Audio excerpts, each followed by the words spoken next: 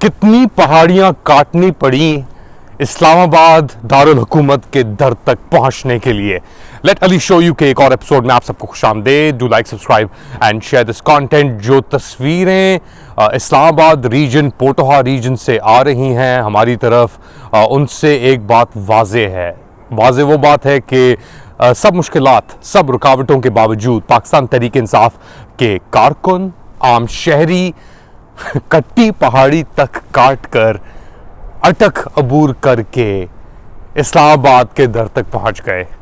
26वीं चौकी तक बेसिकली उनकी अब रसाई है और अब डी चौक कुछ ही दूर पाया जाता है। यानी कह रहे हैं कि चंद घंटों के अंदर डी चौक के ऊपर भी एहतजाज जारी हो जाएगा। ये सब कुछ इसके बावजूद कि तकरीबन 40 से 50 हज़ार सिक्योरिटी एहलकार पूरे पाकिस्तान से, जिसमें सिंध, बलूचिस्तान, पंजाब और कैपिटल डिस्ट्रिक्ट टेरिटरी इस्लामाबाद भी शामिल हैं, मौजूद थे। और हर लम्हे पे उन्होंने जो बर्बरियत की, उन्होंने जो शेलिंग की लोगों के ऊपर, उससे बात वाज़ेह है कि कहानी तो मुक गई। और अब ये हालात हैं कि जो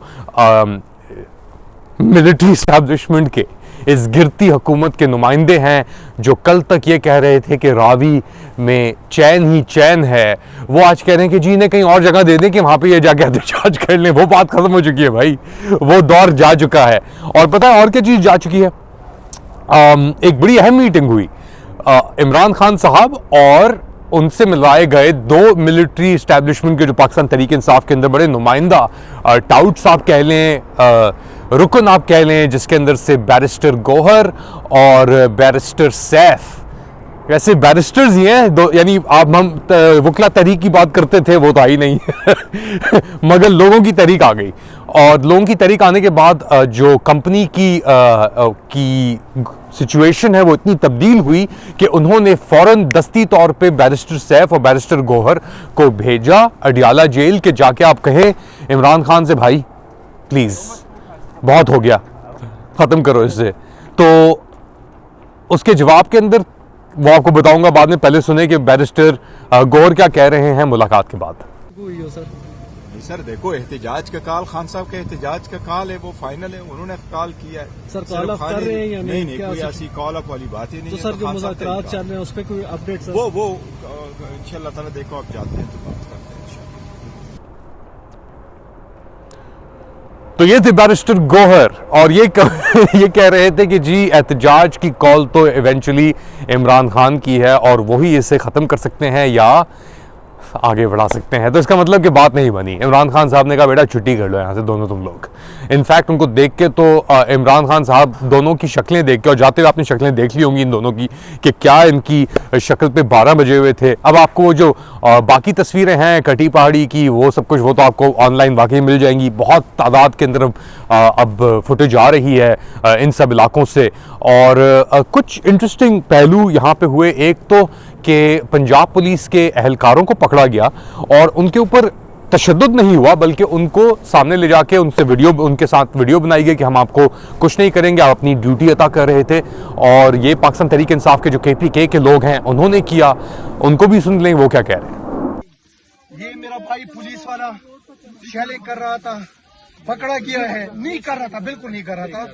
लोगों ने, हुजूम ने पकड़ा है और अल्लाह के फजल से मेरे इन दोस्तों समेत मैंने इनको बचाया है, अपने दोस्तों समेत। और इस भाई को हमने अल्लाह के फजल से, इसका इतना भी कुछ भीगा नहीं होगा इंशाल्लाह। इसको हम वापस लेकर जाएंगे। और आप हमारे भाई है, ये आपकी ड्यूटी है, आप बार बार आए, आप बार बार हम पे शिल फेंके, हम फिर भी आपको जब भी पकड़ेंगे इंशाल्लाह आराम से पहुंचा कर रहेंगे इंशाल्लाह। और पाकिस्तान जिंदाबाद, पाकिस्तान। तो इवेंचुअली एंड गेम क्या है? इवेंचुअली एंड गेम है पाकिस्तान तहरीक इंसाफ के लिए कि वो इमरान खान को रिलीज कराएं, और उनके साथ साथ जो सैकड़ों की तादाद में बेगुनाह शहरी हैं, जिसके अंदर पाकिस्तान तहरीक इंसाफ के हिमायती भी हैं और सियासतदान भी हैं, जिसमें यास्मीन राशिद भी हैं, उनको फौरी तौर पर रिहा किया जाए। क्या ये मुमकिन होगा? और इससे पहले अगर ये नहीं भी होता, क्या कोई कॉम्प्रोमाइज की तरफ सिचुएशन जाएगी? मुझे नहीं लगता, क्योंकि अब जितनी भी कॉम्प्रोमाइज के एलिमेंट्स थे उनके ऊपर बुशरा बीबी उभरी है सामने, और वो कंटेनर पे खड़े होकर उन्होंने क्या कहा है कारकुनों से, सुने जरा। और मेरे भाइयों, जब तक खान हमारे पास नहीं आ जाएंगे, हमने इस मार्च को खत्म नहीं करना। मैं अपने आखिरी सांस तक वहां खड़ी रहूंगी। आप लोगों ने मेरा साथ देना है। जो नहीं देगा तब भी मैं खड़ी रहूंगी, क्योंकि ये सिर्फ मेरे मीरे की बात नहीं है, ये इस मुल्क और इसकी मुल्क के लीडर की बात है। और मुझे उम्मीद नहीं, मुझे यकीन है कि पठान गैरतमंद कौम है और आखिरी जंग तक वो साथ नहीं छोड़ती। इंशाअल्लाह। अल्लाहू अकबर, सल्लल्लाहु अलैहि वसल्लम।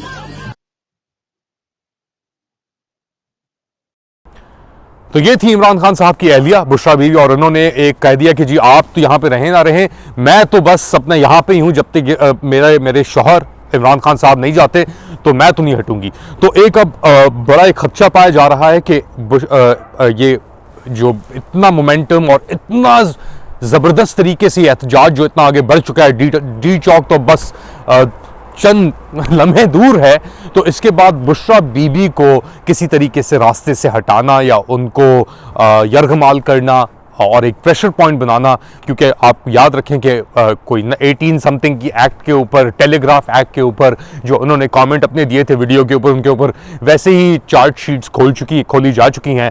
तो ये एक मोहरा हो सकता है हुकूमत का, मगर मोमेंटम अब इतना बढ़ चुका है कि बहुत मुश्किल है। और अब तो ये भी इतलात आ रही हैं, सिंगल सोर्स आदिल राजा साहब ने ये खबर शेयर की कि दो खबरें, कि एक तो जो हुकूमत वक्त है, जो मिलिट्री जुनता है, उसने मुत्तहदा अरब अमारात की हुकूमत को अप्रोच किया है और सऊदी अरेबिया की हुकूमत को भी अप्रोच किया, तो मगर उन्होंने डिनाई कर दिया, रिफ्यूज़ कर दिया।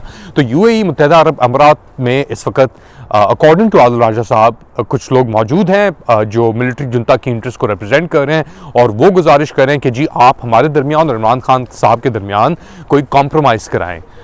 अब मुत्तहदा अरब अमारात ने का जो किरदार है, जो उसने रोल प्ले किया है इस पूरे तमाशे में, वोट ऑफ नो कॉन्फिडेंस के बाद बाजवा के सीने के ऊपर मेडल लगाए गए, वो आपको याद होगा। तो मुझे नहीं लगता कि यूएई के पास कोई बार्गेनिंग पावर है या ऐसी कोई कैपेसिटी है कि वो ये चीज़ कर सके। अब इस बात में कितनी वजाहत है ये हम नहीं जानते हैं। और खबरें आ रही हैं कई ज़राए से कि नूर खान एयरबेस के ऊपर C-130s और दीगर जहाज़ पहुंच गए हैं, अलेजिडली जो माफिया रूल कर रहा है उसको मुल्क से बाहर ले जाने के लिए। उसमें कितनी वजाहत है उसका भी नहीं बता सकते, मगर एक बात वाज़ेह है कि ये जो पूरा सिलसिला था, ये जो पूरी एक जद्दोजहद है 2 साल की, जिसके अंदर हमने द वर्स्ट काइंड ऑफ फस्तायत, द वर्स्ट काइंड ऑफ बर्बरियत देखी, वो अब एक ब्रेकिंग पॉइंट पे रीच कर चुकी है। और इसके बाद या तो आर है या पार है। और अपडेट्स के साथ आपके साथ और हाजिर होता रहूँगा। अपना ख्याल रखिएगा और पाकिस्तान हमेशा जिंदाबाद। अल्लाह हाफिज़।